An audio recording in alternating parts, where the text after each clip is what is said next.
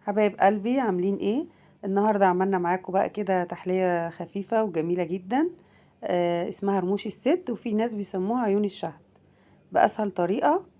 بصراحة كانت طعمها جميل جدا. مكوناتها في كل بيت برضو. تعالوا بقى نشوف الطريقة مع بعض. جبنا طبعا البولة بتاعتنا، نزلنا بيها بنص كوباية من السكر البودر، ونص كوباية من السمنة على الزيت. في ناس حابة تعملها بزيت لوحدها او بسمنة لوحدها، عادي برضو مفيش مشكلة. طبعا بندوبها كويس جدا مع السكر البودر كده، عشان يبقى اسهل كده في يعني ان هو يدوب بسرعة معانا. طبعا هنقلبها كويس جدا. هنجيب بقى 2 بيضة، هنحط واحدة بس، وهنشيل صفار واحدة. يعني نحط بيضة كاملة وبياض البيضة التانية. طبعا هقولكم في الاخر هنعمل بيها ايه. وهنجيب طبعا ظرف كده من الفانيليا، طالما حطينا بيض لازم نحط فانيليا. بس كده، وهندوبها برضو كده معاهم. وجبنا بقى كوباية من الدقيق السميد اللي هو بتاع البسبوسة، ورشة ملح كده خفيفة. برضو هنقلبهم كده.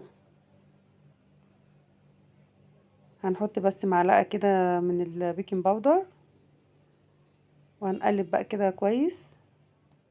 كنا بقى طبعا محضرين كوباية ونص من الدقيق، ونخلينه كويس جدا برضو. حسب بقى ما العجينة تلم معاكي. انا اخد مني، كنت عاملة دي كوباية ونص، بس انا اخد مني كوبايتين. حطيت حبة دقيق تاني، يعني نص كوباية تاني، حسب الدقيق اللي انت جايباه وحسب ما العجينة تلم معاكي، تطلع معاكي الشكل في الاخر. طبعا بنديها تقليبة كده كويسة. هنشيل بقى المعلقة بتاعتنا، هنبدأ بقى نستعمل ايدينا. ما شاء الله تبارك الرحمن. هنحاول نلم بس فيها كده عشان خاطر ما تنشفش معانا. بصوا بقى الشكل. جبنا طبعا الصينية بتاعتنا، دهناها دهنة زيت خفيفة. بصوا ما شاء الله تبارك الرحمن. بنعملها كده يعني بنفردها كده شوية عشان تدي الشكل معانا.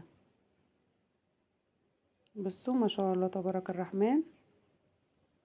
ممكن تقللوا برضو شوية السمنة، انا السمنة برضو جت كتيرة معايا شوية.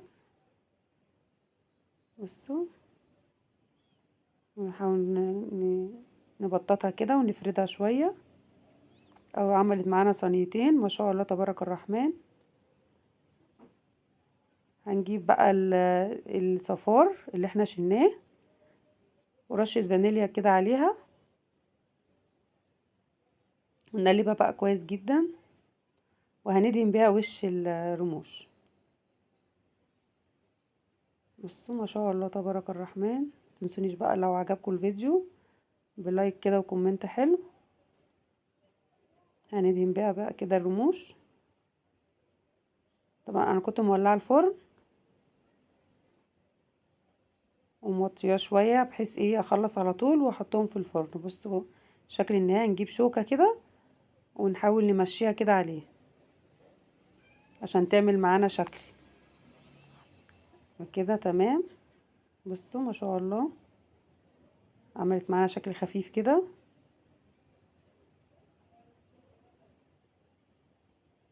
بس كده هنحطها بقى في الفرن درجة حرارة 180، وحسب الفرن بتاعكم. اخدت معايا يعني من تلت ساعة كده.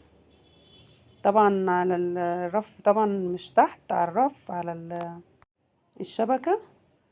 وبعد كده ولعت عليها الشواية، مفيش مكملتش يعني دقيقتين، وبقت بالشكل ده معانا. طبعا ده الشربات كلنا عارفينه، بنعمله على طول في رمضان. حطيت كوباية ونص من السكر على كوباية ونص من المية وعصرة ليمونة، وبعد كده حطيت باكت فانيليا. ولازم الشربات يبقى بارد. طبعا طلعتها كده وهو سخن اهو، سخنة. بحاول يعني ايه اسقيها كده، وهسيبها بقى 10 دقايق. هسيبهم كده 10 دقايق وهقلبه بقى على اليمة التانية عشان يتشرب ويبقى جميل. بصوا ده الشكل بقى بتاعه ما شاء الله تبارك الرحمن. بصوا عامل ازاي، تحفة بجد. بصوا ما شاء الله، وتحلية كده خفيفة وسريعة وما خدتش وقت خالص، وسهلة جدا. وبألف هنا وشفا عليكم حبايب.